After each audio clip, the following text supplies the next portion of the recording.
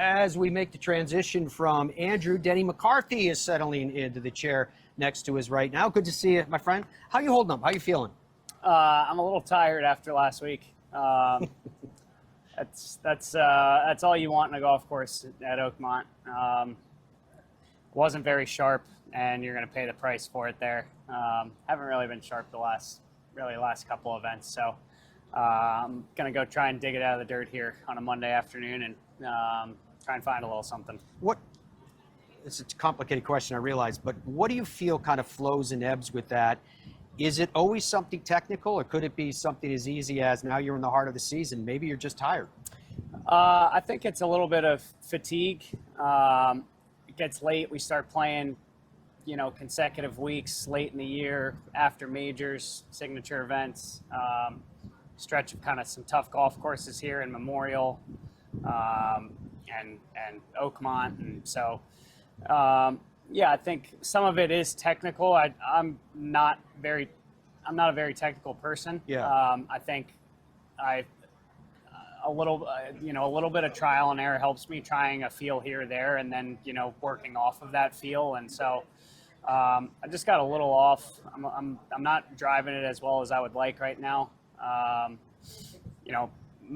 seen moments of good stuff, but consistently just not there day to day, or even for an 18-hole round, it's been tough. But I still feel like I'm close. I feel like I can latch onto something and play some really good golf here soon. Is that part of PGA Tour players' competitive armor, that you have to always feel like you're close? Yeah, I think so. It's funny. I feel like we say that a lot, and I say it a lot. But it's true. I mean, you look at JJ Spawn. I think I saw something where he felt really lost after Memorial. He missed the cut. A couple weeks later, he goes and wins the U.S. Open. And so it can be a funny game like that a lot. And I feel like all of us are kind of capable of something like that, where you feel like you're lost one way, and a couple weeks later you can find something clicks and you run with it. And you get some momentum and everything feels good, and you can go off and do that. And so that was cool for JJ to see. He's always been very nice to me, and I've enjoyed talking with him over the years. We've spent about a similar time out here, so I see him a lot. So him doing something like that definitely motivates me. It makes me believe that I can do something like that. I know that I can. Sometimes when you shoot 16 over par, it doesn't feel like you can, but it's hard to judge 16 over on Oakmont. It is, right, yeah. I mean, you get really exposed. A ball, 5 yards difference. One's in the fairway, one's buried in the rough, and it's a chip out. So it's literally a shot penalty. But those are the margins, that it takes to win a major championship on, a place like Oakmont, where driving it straight in the fairway is such a premium. I just need to be a little more under control of, my feels, and I need to produce slightly better shots. How's the family doing? How's your dad? How's your uncle doing? Did you call your father on Father's Day? Well, he was there. I saw him in person. He was there. Yeah. He was there yesterday. I got shut out in the third round. I didn't make any birdies, and so after I made my first birdie, I told him, I yelled over to him that you might not be getting a trophy today, but I at least got you a birdie. So he laughed at that. It was nice to have them there. Everyone's doing well. My brother, his wife, they've come out a decent amount. They always come to Memorial in Columbus, so very cool. It's good. It was good to see them the last couple of weeks. How hard is it to find your family when you're there, and it's just packed with people, and do you just search the crowd so you know where they are, or do they kind of go to the place? They have a routine. Thursday it was tough to find them, but then once I spotted them on a couple holes, I knew where they would be. It's almost like they have a routine and of how they watch certain holes. So once I figure out what their routine is, I know where to look for them. When you go to the range and you try to find that edge again that you're searching for right now, do you start with the tried and true? Do you start with the putter? Do you start with the short game and go, okay, I know what my rock is, I know what my foundation is, now let's go work on the rest? No, not really, because I feel like that stuff is always in pretty good shape. It really gets too far off. Right now it's more off the tee, I'd say. I've seen some really good stuff from the irons for the most part. I still want to work on a few things in the iron play. It's mainly off the tee right now, I would say. And I know this place isn't a beast, but they usually get the rough a little up. It's you know, you can't spray it all over the place.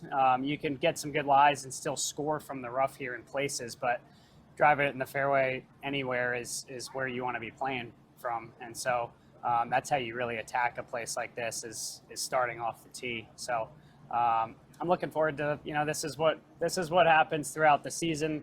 It happens a lot throughout, a year where, you 1 minute you feel like everything feels good and you got it, and golf seems somewhat, I wouldn't say easy, but it comes easier, and there's times where it just feels really difficult, and right now is a little bit one of those times, but it just takes a little something like that to snap out of that and get back to that feeling of feeling a little easier. I'm smiling not to find joy in your lament there, but because there's millions of people shaking their head right now going, yeah, that's exactly what we feel almost on every other shot.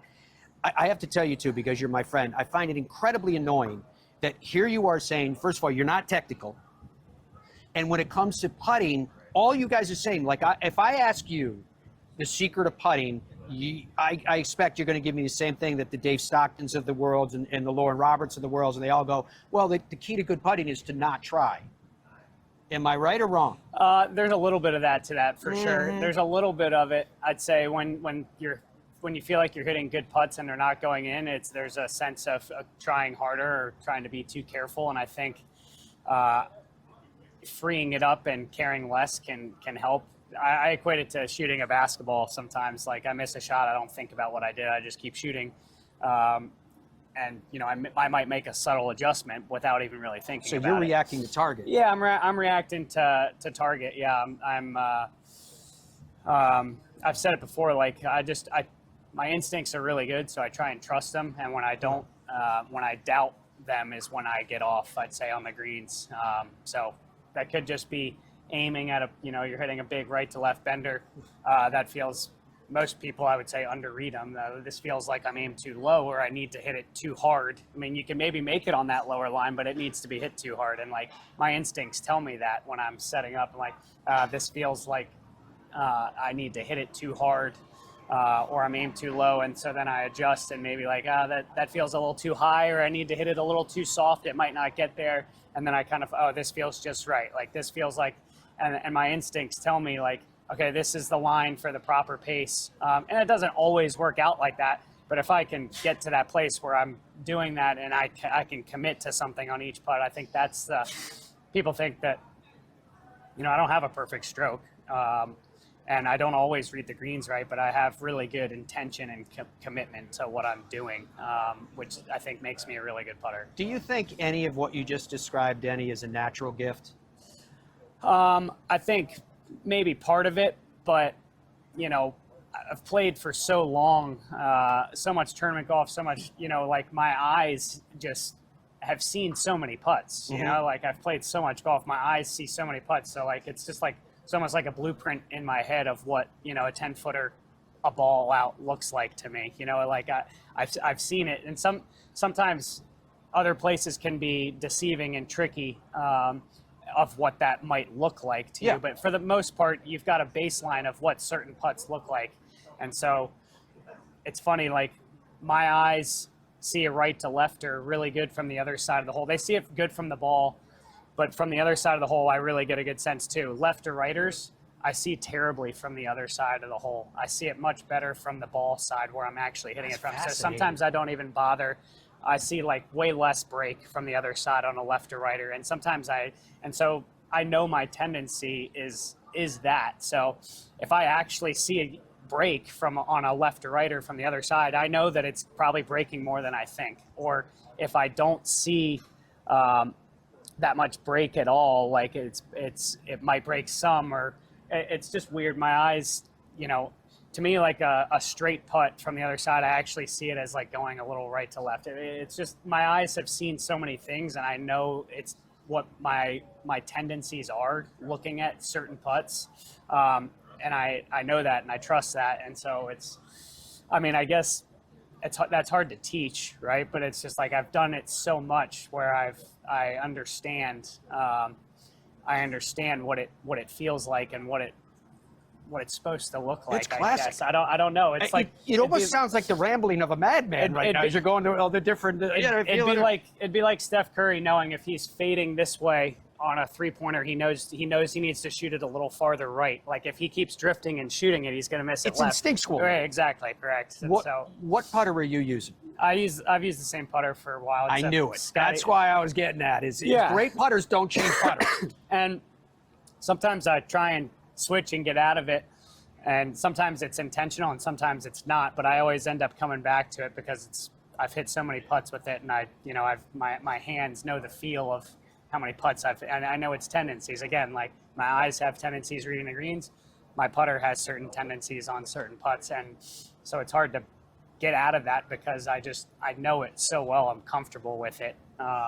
It's weird. I mean, we're golfers are crazy, man. I mean, we're not superstitious. We're just a little stitious. I always like to call that line out. It's from The Office, Michael Scott. But we're pretty crazy breed. Everyone's got their own little quirks, own little ways to try and get better, and their own ways on how they see things. And so I just try and trust my instincts, I'd say, as much as I can. It's awesome. Yeah. And I see you're well represented with your sponsors doing well. Yeah, everyone's doing great. I got a great team behind me. Great support system, great family.